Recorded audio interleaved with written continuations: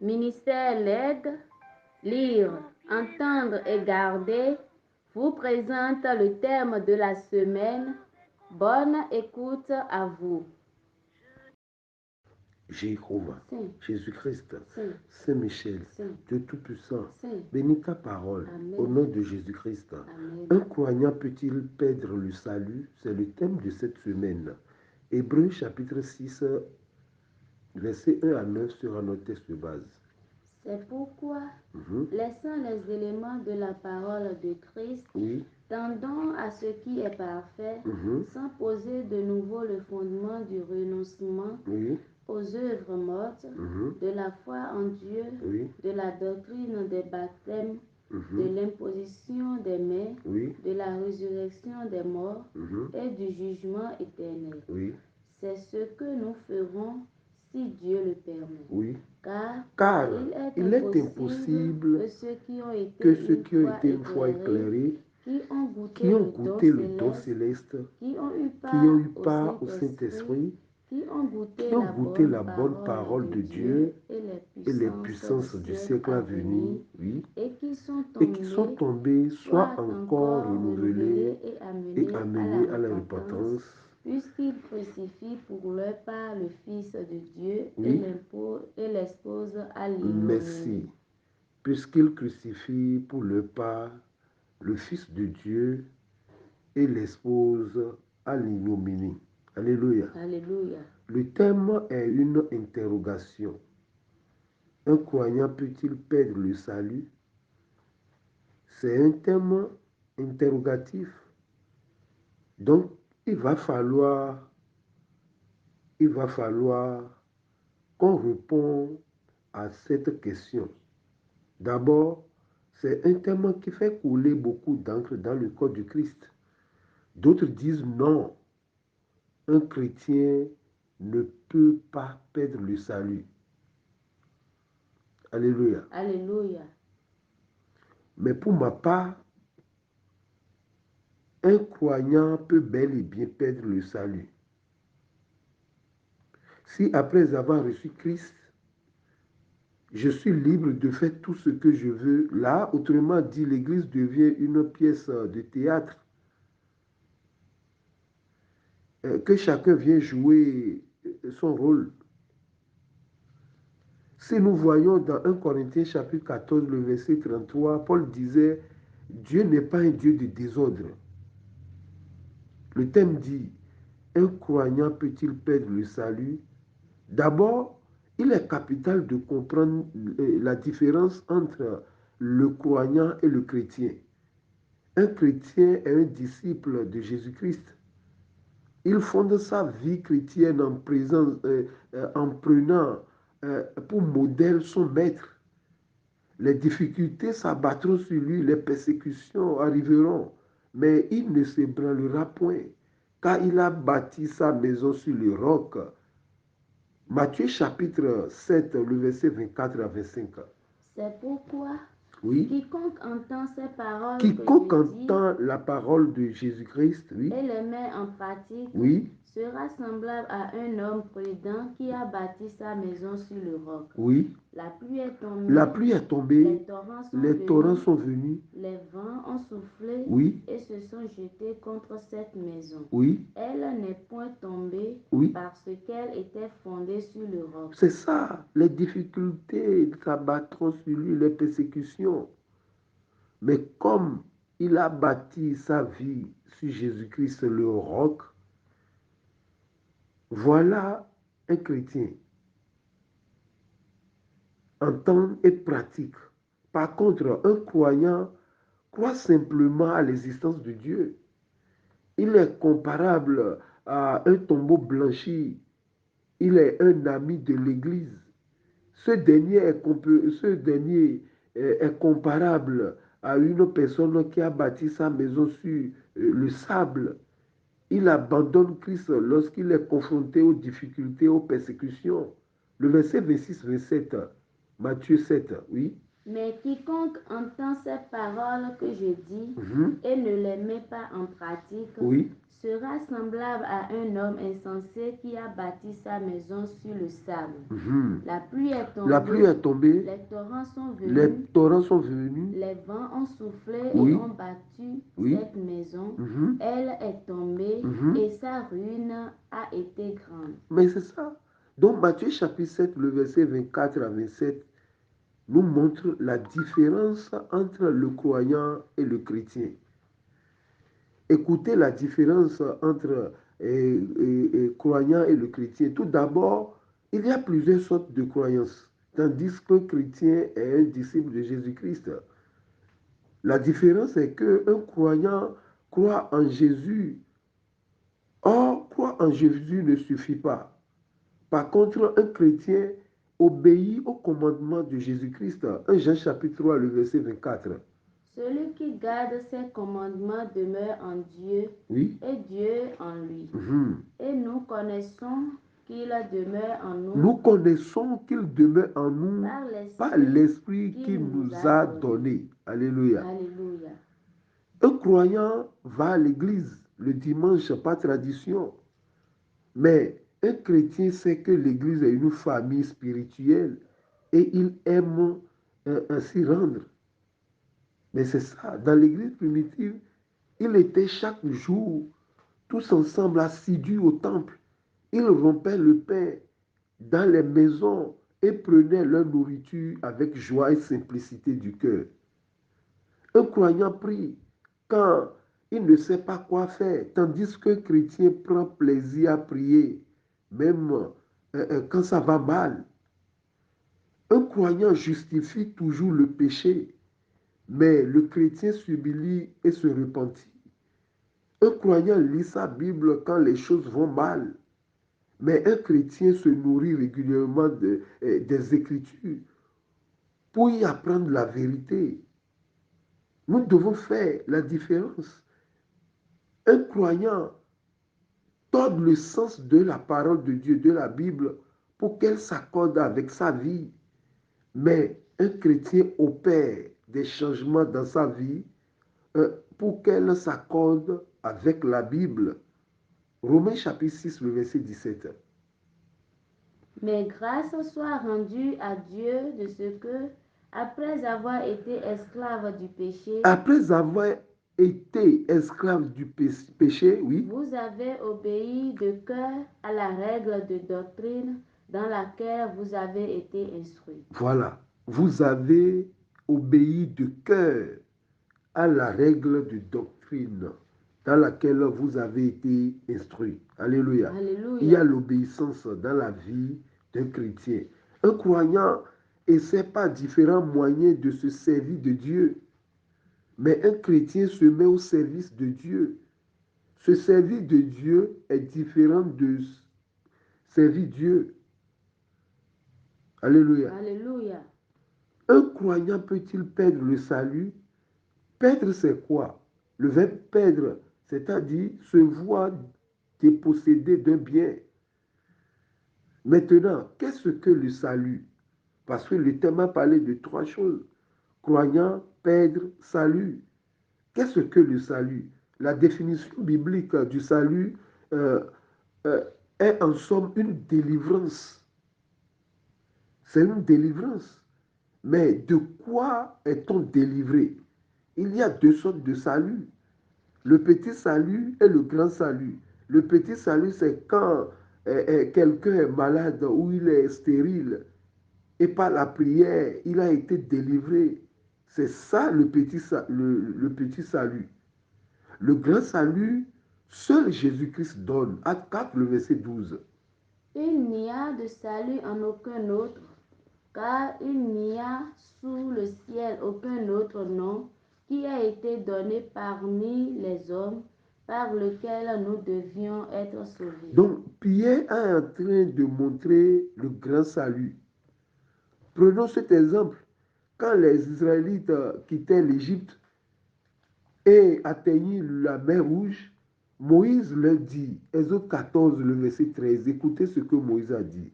Moïse répondit au peuple. Oui. Ne craignez rien. Restez en place. Et regardez la délivrance que l'Éternel va vous accorder en ce jour. Alléluia. Oui. Oui. Car les Égyptiens Oui. que vous voyez aujourd'hui, vous ne les verrez plus jamais. Voilà.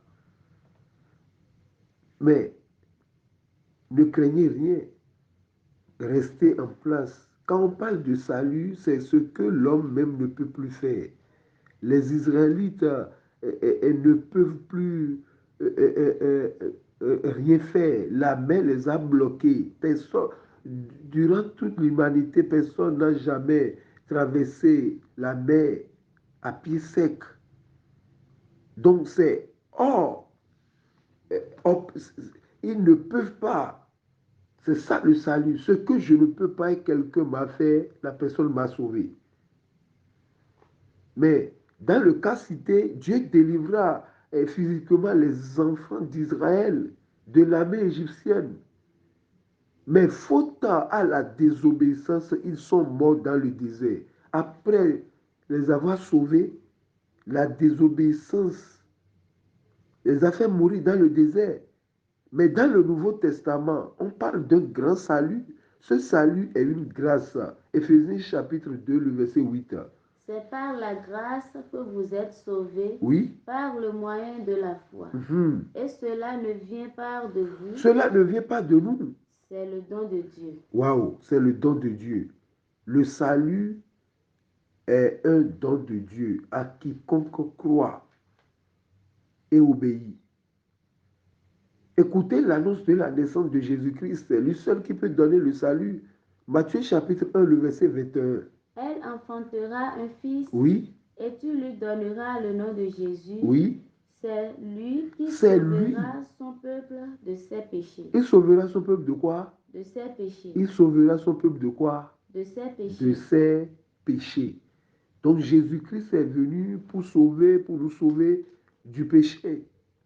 Dans le Nouveau Testament, le salut décrit essentiellement la formidable délivrance de l'amende du péché, c'est-à-dire de la mort éternelle. C'est ça Jésus-Christ nous a fait. Il nous a délivrés de la mort éternelle. Jean-Baptiste l'a su bien dire. Il a dit, voici l'agneau de Dieu qui ôte le péché du monde. Par Jésus-Christ, nous sommes réconciliés à Dieu le Père. Jésus-Christ nous a justifiés en versant son sang. De ce fait, nous devons comprendre que nous devons nous repentir. Quand nous nous repentons de nos péchés et acceptons le sacrifice de Jésus-Christ, notre salut, notre délivrance de la mort éternelle est rendue possible. Alléluia. Alléluia. Notez que nous devons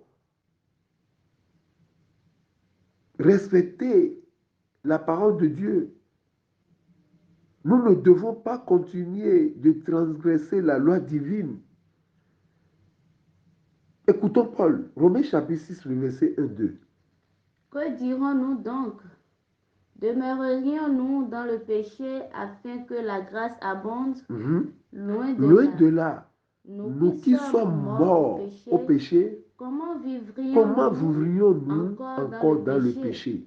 Waouh, c'est dans le Nouveau Testament ça, hein? Romains 6, 1, 2. Nous qui sommes morts du péché, comment vivrions-nous encore dans le péché? Seigneur, sauve-nous. Le verset 23, Romains 6. Car le salaire du péché, c'est la mort. C'est la mort. Mais le don gratuit de Dieu, c'est la vie éternelle. Notre Seigneur. Voilà le don gratuit de Dieu. C'est Jésus-Christ notre Seigneur. Alléluia. Alléluia. Paul réaffirme ce point au verset 12. Le verset 12, Romains 6, 12.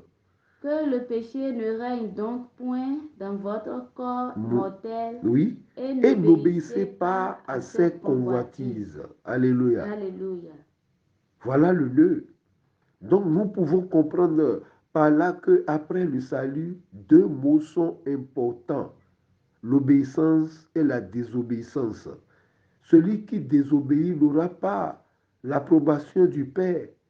Hébreux chapitre 6, le verset 1 à 6. C'est pourquoi, laissant les éléments de la parole de Christ, nous devons laisser, tu vas être béni et tu vas payer maison, tu vas te marier, tu iras à l'extérieur. Nous devons laisser tous ces éléments, oui. Tendons à ce qui est parfait. Maintenant, tendons à ce qui est parfait. Sans poser de nouveau le fondement de renoncement aux œuvres mortes.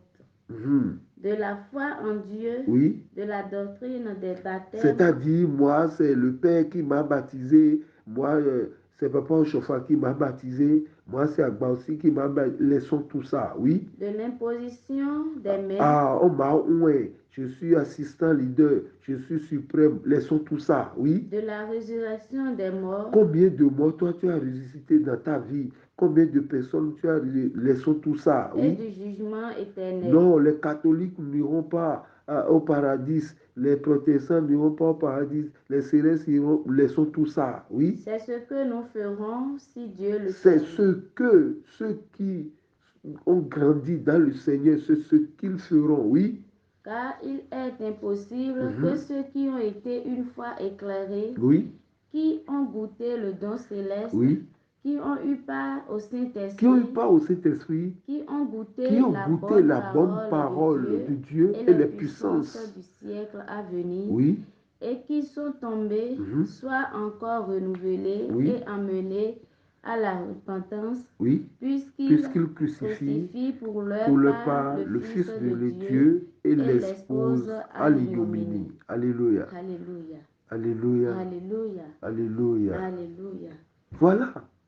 Paul nous pose ensuite une question importante et pertinente. Dans Romains chapitre 6, le verset 16. Ne savez-vous pas qu'en vous livrant à quelqu'un comme esclave, ne savez-vous pas qu'en vous livrant à quelqu'un comme esclave pour lui obéir, vous êtes esclave de celui à qui vous obéissez, soit du péché qui conduit à la mort, soit de l'obéissance qui conduit à la justice. Mais c'est ça. Soit du péché qui conduit à la mort, soit de l'obéissance qui conduit à la justice. La réponse à cette question est claire. Le péché conduit à la mort, tandis que l'obéissance conduit à la justice, à la vie éternelle. Un croyant peut-il perdre le salut? Oui. Un chrétien qui vit dans le paganisme peut être retiré du livre de vie. Exode 32, le verset 32 à 33. Pardonne maintenant leur péché. Moïse disait à Dieu, pardonne maintenant leur péché. Sinon, efface-moi de ton livre que tu as écrit. Donc, quand Dieu écrit, on efface encore. Écoutez la réponse de Dieu maintenant. L'Éternel dit à Moïse, c'est celui qui a péché, contre moi que j'effacerai de mon livre. D'autres disent, le crayon de Dieu n'a pas de gomme. Mais attention, on a écrit dedans que j'effacerai de mon livre. Seigneur, fais-nous grâce, Seigneur. Un croyant peut-il perdre le salut? Matthieu chapitre 8, le verset 11, là, 11 à 12, nous l'a montré. Or, je vous déclare que plusieurs viendront de l'Orient et de l'Occident et seront à table avec Abraham, Isaac et Jacob dans le royaume des cieux. Mais les fils du royaume seront jetés dans les ténèbres du dehors, où il y aura des pleurs et des grincements de dents. Alléluia. Alléluia. Les fils du royaume sont les juifs de naissance qui ont professé connaître Dieu comme roi, mais qui ne sont jamais convertis. Alléluia. Alléluia. On peut être né de nouveau, mais pas converti du cœur. Le principe demeure valable aujourd'hui. Ce principe dont a parlé Matthieu 8, le verset 11 à 12, demeure toujours aujourd'hui.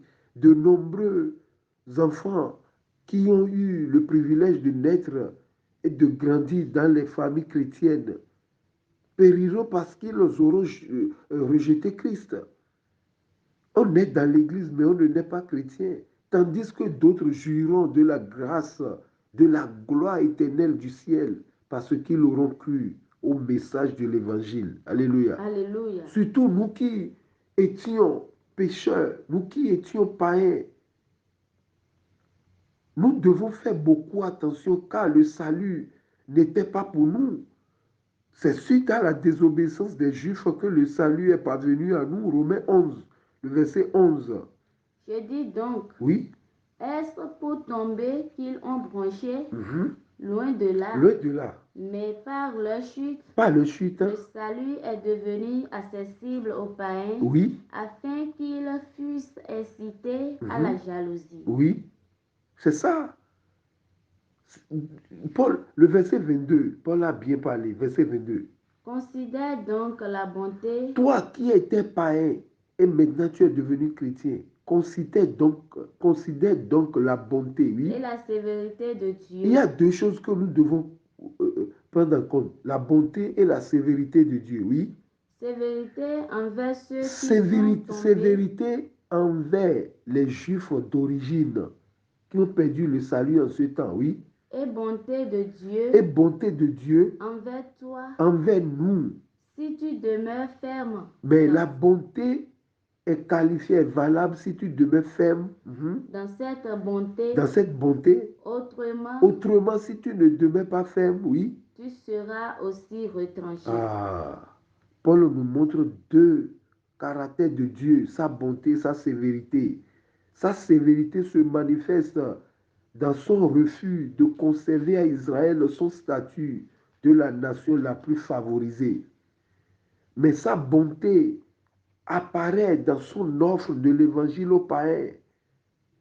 Acte 18, le verset 6. Les Juifs faisant alors de l'opposition, oui, et se livrant à des injures, Paul secoua ses vêtements et leur dit que votre sang retombe sur votre tête. C'est ce que nous faisons aujourd'hui. Nous résistons à la parole de Dieu. Nous dansons beaucoup. Nous fêtons beaucoup. Nous prions longuement. Mais quand il s'agit de la parole de Dieu, nous résistons à la parole de Dieu. Cependant, cette bonté ne doit pas être considérée comme acquise.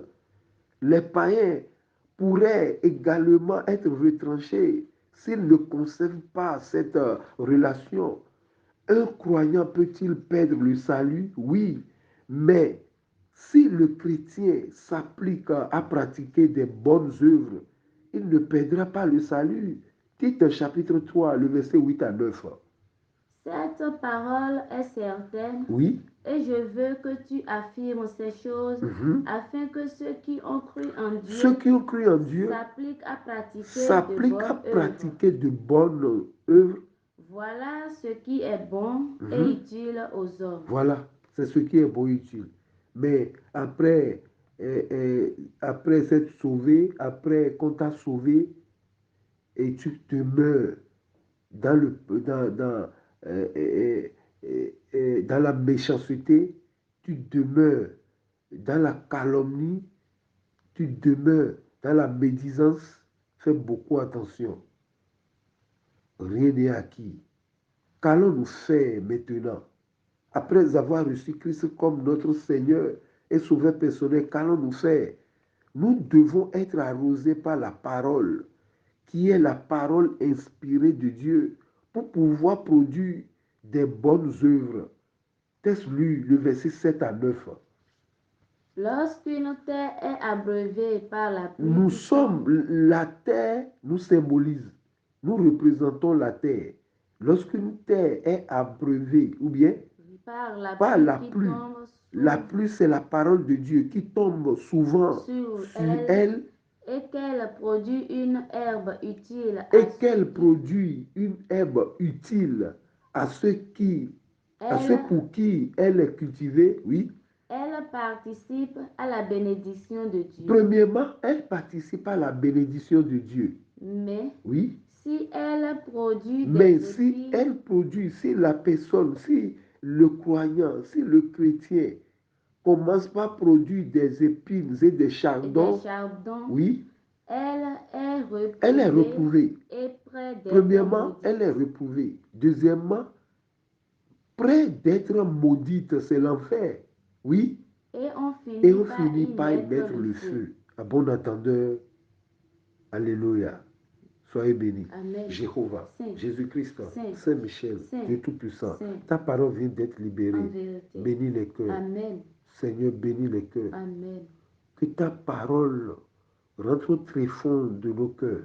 Au nom et à l'amour de notre Seigneur Jésus-Christ. Amen. Amen. Amen. Au nom de notre Seigneur Jésus-Christ. Alléluia. Alléluia. Alléluia. Alléluia. Alléluia. Alléluia.